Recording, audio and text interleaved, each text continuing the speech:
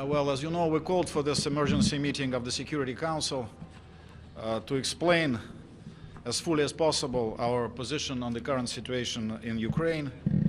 And I sense that colleagues received with particular attention a document which I displayed in the Council in the course of my remarks. And this is a statement which was made by the President of Ukraine, Viktor Yanukovich, an appeal which he addressed to President Putin. I think it's significant in terms of the message he is sending and his description of the situation in Ukraine. And I have an official translation of the statement, so I'd like to read to you this unofficial translation. Statement by the President of Ukraine. As a lawfully elected President of Ukraine, I state the following. Developments on the Maidan, illegal seizure of power in Kiev, have pushed Ukraine to the brink of civil war. The country has plunged into chaos and anarchy. Lives, safety, and rights of people, particularly in the southwest and the southeast and the Crimea, are at risk. The country is in the grip of outright terror and violence driven by the West. People are persecuted on political and language grounds.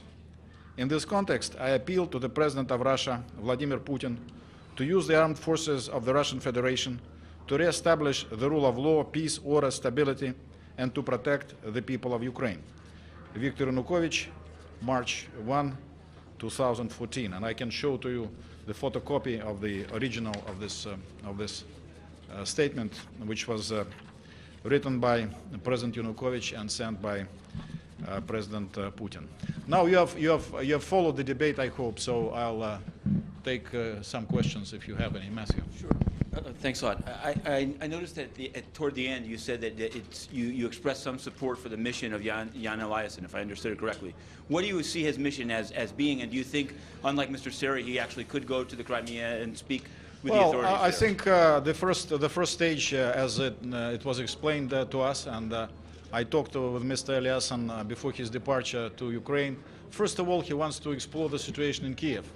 And then he will figure out, together with the Secretary General, what his next steps could be.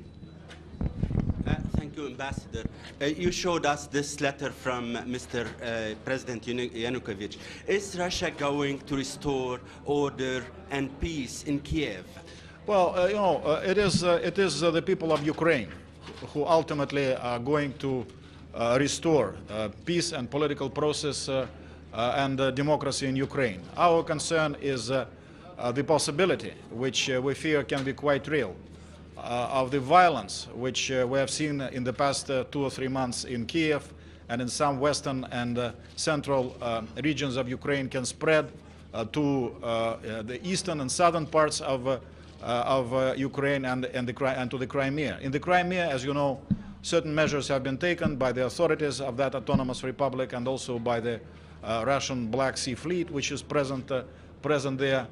In other regions which are concerned about the possibility of the spread of violence. And let me emphasize that the concern is not purely theoretical, because they have seen administrative buildings in the capitals of those regions attacked by people from outside, trying to establish control of those administrative buildings. And of course, they have been watching what has been happening in, as I say, in the west and the central parts of the country and in Kiev. So obviously they would not want to see those things repeated on the territory of their regions. Allow me a follow-up, please. Mr. Ambassador, inside you say that practically Russia is doing a kind of a human rights. It's like a responsibility to protect. Like, look, this is the way. But then Ambassador Power said that there is no sign of all the violence that you were talking about, and then you say to her, you responded saying that maybe she watched too much TV or something like this. It looks like here the discussion in the cool heads that the Deputy Secretary General was talking Saturday is not happening. No, there are no cool heads around. Can you tell us what the Ukrainian, the Russian, what should be done to have a little bit of cooling heads so the discussion can be more productive? Well, first of all, I think, at least as far as I'm concerned, I think my my head is pretty cool. But I think I indicated when I talked in the chamber that first of all, it must be clear, and it must not simply be declared, but we must see the effects of that on the ground. That those who found themselves of those powers that be in Kiev, and those who support them, and those who have engineered this coup d'etat in Kiev, essentially taking power by force, they should stop any attempts to transmit this kind of a trend, this wave of violence, which we saw coming from the west, from Kiev, and then spreading to central and western regions of Ukraine, not to try to spread those waves of violence to other regions of Ukraine. And then, of course, if that happens, our recipe is that we must go to the format of a February 21 agreement, which, even though some say Mr. Yanukovych is not there already, and in fact he is not there, but the other very important elements are there. They need to have a constitutional process which will provide produce a constitution satisfactory to all the regions and political segments of Ukraine, the goal of establishing a government of national unity, etc., etc. So this is our recipe for what needs to be done. A lot of countries and our members of Security Council asked Russia to withdraw the army from Crimea. When do you think that should happen, and when do you feel that the people in the Russia people feel safe? The Black Sea Fleet is there under the agreement we had with Ukraine. I think signed by sometimes in the 90s. So there is a legal presence now. And continues to be a legal presence of the Russian Black Sea Fleet. So the question is not withdrawing the Black Sea Fleet. That is not something which is on the agenda now. Ambassador, thank you. I'm not doing OSCE. I'm sorry. Mr. Ambassador, I mean similar. Because I'm ambassador to the United Nations. I'm not responsible. No, I cannot speak for our position on OSCE because I'm ambassador to the United Nations. And we have supported a trip by Mr. Eliasson and his effort to look into the situation in Ukraine. Mr. Ambassador, thank you. But while all these are happening in Ukraine, there's also Syria, a big tragedy there. Your actions in Ukraine contradict the policies that you have pursued on Syria. Why is this contradiction? I don't see any contradiction. Ambassador, can I just ask you one simple question? It may sound obvious, but I want you to make this quite clear. That letter you got there, do you believe that letter makes your military intervention in Crimea legal? Well, we believe that the President of the Russian Federation has a legal mandate from Federation Council. But I think, and what triggered this a letter which President Putin sent to Federation Council to authorize him to be able to use the Russian armed forces on the territory of Ukraine.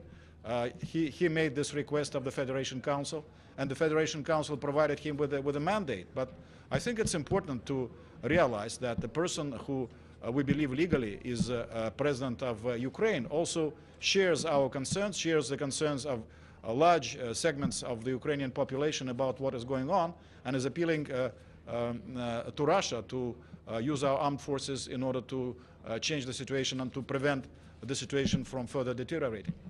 Mr. Ambassador, since the parliament in Russia gave the authority to the president to move forces into the Ukraine, but not to the Crimea, but they said the Ukraine as a whole, do you see a scenario where your forces have to move into eastern parts of the Ukraine to protect Russian minorities?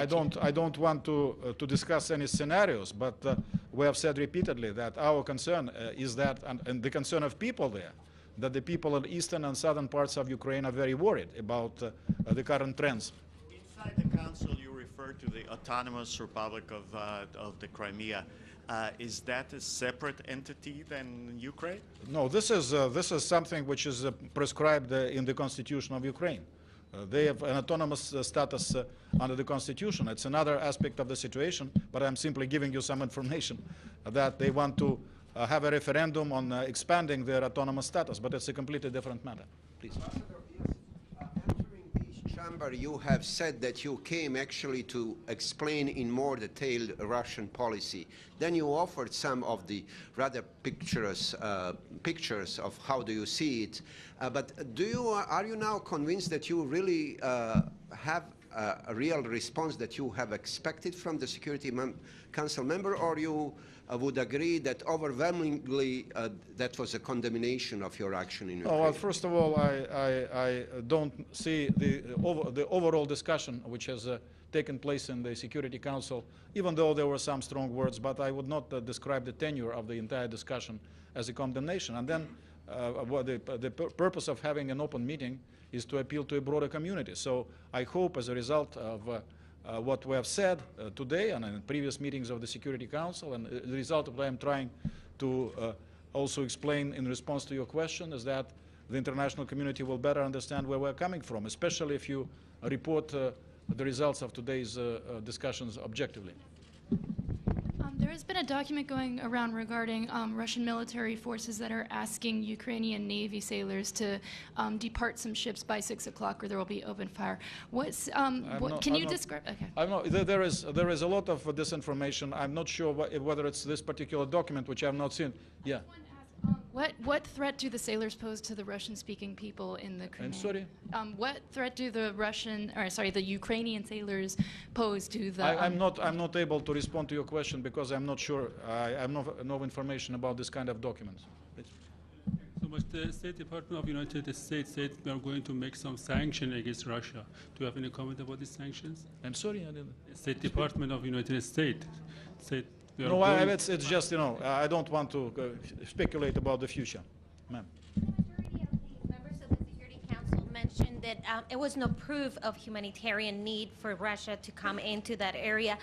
Is Russia prepared to have a meeting where a proof is presented either? Well, I think I covered it quite extensively. The proof is what happened in the west and central regions of the country and in Kiev, violent attacks on administrative buildings and all the violence directed towards people who represented authority.